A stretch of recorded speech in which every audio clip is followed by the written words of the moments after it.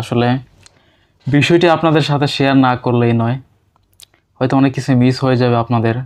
তো আমাদের বাংলাদেশে সম্প্রতি সময়ে একটি ঘটনা ঘটেছে, যেটি নিয়ে রীতিমতো সামাজিক যোগাযোগ মাধ্যমের বিভিন্ন জায়গায় বিভিন্ন প্ল্যাটফর্মে কিন্তু রীতিমতো একটি ট্রল শুরু হয়ে গিয়েছে।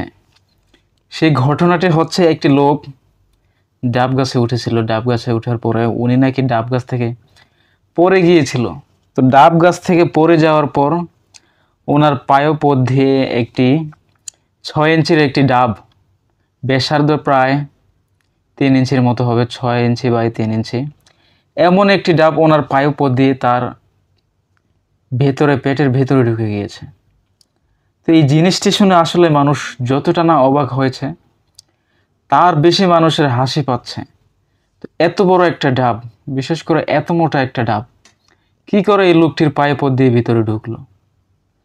আসলে নিউজটি যখন আমি শুনেছি, তখন আসলে আমি হাসবো না কাঁদবো আমি চিন্তা করতে পারতেছি না। তো যেই ডক্টররা এই জিনিসটা অপারেশন করে বের করেছে, তাদের কেমন লেগেছিল যখন শুনেছে যে এত বড় একটি ডাব ওনার পায়পথ দিয়ে ভিতরে ঢুকে গিয়েছে। আর মানুষের অনেকে কৌতূহলী, কিভাবে ঢুকলো এত বড় একটি ডাব। উনি তো আর মেয়ে মানুষ না যে মেয়ে মানুষ, মেয়ে মানুষ হলে ওই বিষয়ে অন্য কথা, কিন্তু পুরুষের পায়পথ দিয়ে কিভাবে একটি ডাব ভিতরে ঢুকে গেল, বিষয়টা আসলে আমার মাথায় আসতেছে না। উনি যেই ভুক্তভোগী, জিনের ভিতরে ডাবটি ঢুকে গিয়েছে, উনি বলতেছে এটা জিনের কাজ হবে, বিশেষ করে ওই জায়গাটা বেশি ভালো না।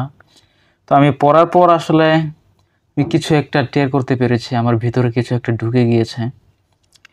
তো আসলে ওই লোকটির ভাষ্যমতে এই জিনিসটি জিনেরা করেছে বা আধ্যাত্মিক কিছু হয়ে গিয়েছে ওনার সাথে।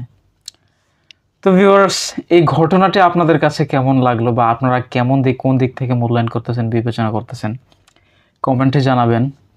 এমনই নিত্য নতুন ভিডিও পাওয়ার জন্য আমার চ্যানেলটি সাবস্ক্রাইব করে রাখবেন এবং পাশে থাকা বেল আইকনটি চালু করে রাখবেন। দেখা হবে ইনশাআল্লাহ পরবর্তী কোনো ভিডিওতে। সবাই ভালো থাকবেন। আসসালামু আলাইকুম।